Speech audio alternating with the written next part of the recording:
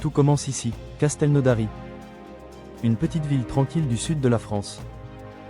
Mais derrière les murs du 4e régiment étranger, une autre vie t'attend. Ici, en 4 mois, tu passes de simple civil à légionnaire. Et crois-moi, rien, absolument rien, ne peut te préparer à ce que tu vas vivre. Dès ton arrivée, tu perds tout repère. Ton nom, ton passé, ton identité, tout ça disparaît. Tu deviens un matricule, une recrue comme les autres. La première nuit, tu dors mal.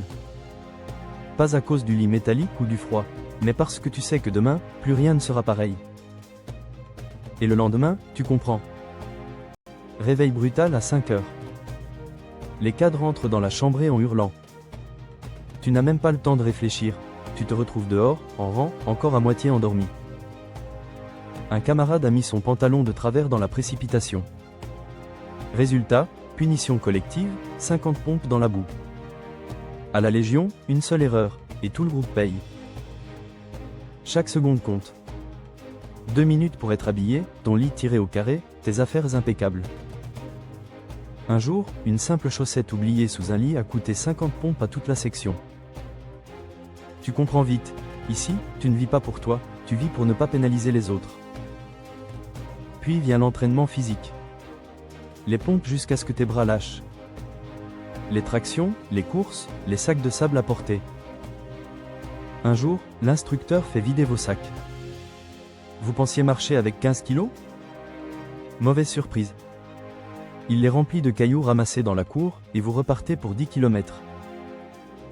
Certains s'effondrent, mais personne n'abandonne. Jamais. La douleur, tu la ressens vite. Tes pieds saignent dans les rangers. Tu continues à courir. Tu as des cloques ouvertes? Pas de repos. Tu apprends à les percer avec une aiguille chauffée au briquet, à mettre du scotch et à repartir. Parce qu'à la Légion, ton corps ne t'appartient plus. Et parfois, la fatigue prend le dessus.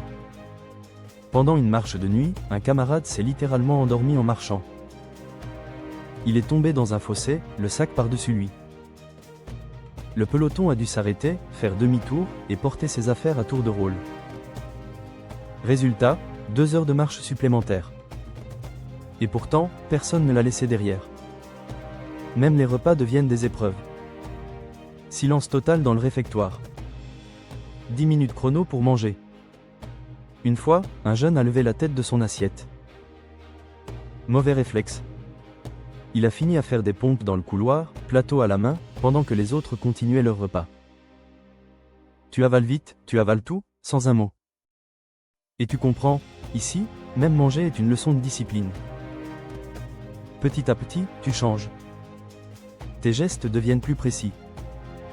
Tu apprends à marcher au pas, à chanter, à porter ton fusil comme une extension de ton bras. Mais la vraie transformation n'est pas que physique. C'est dans ta tête que tout bascule. On t'apprend à obéir sans discuter, à rester lucide quand ton corps hurle d'arrêter. Tu apprends à mettre ton ego de côté. Parce qu'ici, seul, tu n'es rien. Ensemble, vous êtes tout. Et puis il y a les premières séances de tir. La première fois que tu tiens ton FAMAS, ton cœur bat plus fort. Le bruit sec de la détonation, l'odeur de la poudre, les étuis brûlants qui volent autour de toi, tu réalises que ce n'est plus un jeu. Tu es en train d'apprendre le métier des armes. Et quand un camarade rate complètement sa cible, l'instructeur l'humilie devant tout le monde, le forçant à recommencer encore et encore jusqu'à ce que le geste soit parfait. Mais ce qui marque le plus, ce sont les moments inattendus. Comme cette fois où, après une marche sous une pluie glaciale, trempés, épuisés, les recrues ont dû monter leur campement en silence. Un camarade, trop fatigué, a renversé sa gamelle par terre. Tout le groupe a été puni, obligé de refaire l'exercice en pleine nuit, sous la flotte. C'est dur, mais le lendemain matin, tout le monde en rigolait presque. Parce que dans la souffrance, naît la fraternité. Il y a aussi les corvées. Nettoyer les chiottes à la brosse à dents. Ramasser des cailloux un par un dans la cour, pour les reposer ensuite. Au même endroit. Les cadres inventent des punitions absurdes, mais derrière tout ça, il y a une logique. Casser ton orgueil, t'apprendre l'humilité, et surtout, t'apprendre à obéir. Et puis il y a l'épreuve du camouflage. En pleine forêt, on t'ordonne de disparaître. Tu te roules dans la terre, tu te recouvres de boue, de branches, de feuilles. L'instructeur passe à 2 mètres de toi. Si tu bouges, tu es repéré. Si tu éternues, tu es foutu. Et quand il s'éloigne sans t'avoir vu, tu ressens une fierté immense. Tu viens de comprendre ce que veut dire être invisible. Chaque journée est dure. Chaque nuit est trop courte. Les marches de nuit sont interminables. Chargé comme une mule, trempé jusqu'au haut, les yeux à moitié fermés. Tu continues à avancer. Le silence est seulement brisé par le bruit des rangers dans la boue. Et quand le soleil se lève enfin, tu regardes ton camarade à côté de toi, lui aussi à bout, et vous souriez. Parce que vous savez que vous êtes en train de devenir autre chose que de simples hommes. Et parfois, entre 2 épreuves, il y a des moments qui restent gravés. Comme ces chants, entonnés d'une seule voix, après une marche éreintante. Tu es vidé, tu n'as plus de souffle, mais tu chantes quand même. Et dans ce chant, il y a toute la force de la Légion. C'est ce qui transforme un groupe d'hommes venus du monde entier en une seule et même famille. Et puis vient la marche du képi blanc. Des dizaines de kilomètres avec le sac, les armes, la fatigue accumulée de 4 mois. Certains tombent, d'autres vomissent, mais tous avancent. Pendant cette marche, un ancien raconte toujours la même anecdote. Un légionnaire qui s'était foulé la cheville a continué jusqu'au bout en serrant les dents, porté par ses camarades quand il n'arrivait plus à marcher.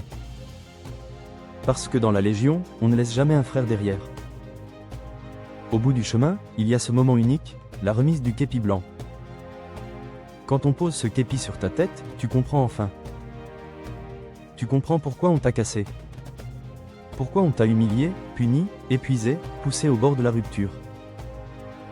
Tout ça n'était pas pour toi seul. C'était pour ton frère d'armes, pour la cohésion, pour la Légion. 4 mois. 4 mois pour briser ton passé, pour écrire ton avenir. À Castelnaudary, l'homme disparaît. Le légionnaire naît. Et une chose est certaine, jamais tu n'oublieras ces murs. Jamais.